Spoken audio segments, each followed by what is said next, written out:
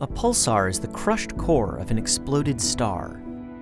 Theorists have been trying to understand the details of how pulsars work ever since they were discovered in 1967, especially how they emit precisely timed pulses at radio to gamma ray energies.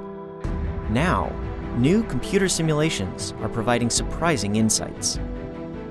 A pulsar contains some of the strongest magnetic fields known and can spin thousands of times a second. That means it's a powerful dynamo, generating an electric field so strong, particles are ripped out of the surface and accelerated into space. New computer simulations clearly show these incredible movements for the first time. Most of these particles are electrons, and their antimatter counterparts, positrons.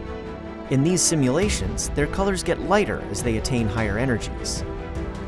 Electrons tend to race outward from the magnetic poles. Positrons mostly flow out at lower latitudes, along a relatively thin structure called the current sheet. Ultimately, these outflows lead to the formation of a powerful wind that extends far from the pulsar. Magnetic field lines and the particles moving with them sweep back and extend outward as the pulsar spins.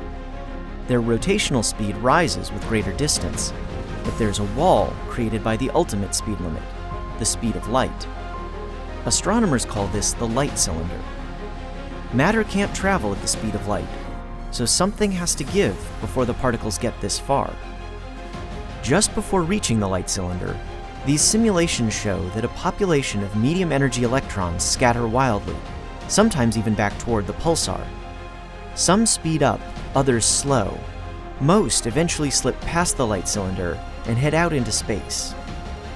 The simulations also show that a small percentage of positrons likely hold the secret to a pulsar's gamma ray emission.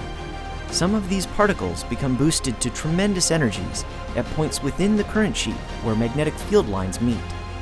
These simulations bring scientists one step closer to understanding the incredible physics of pulsars, something that has kept theorists busy for decades.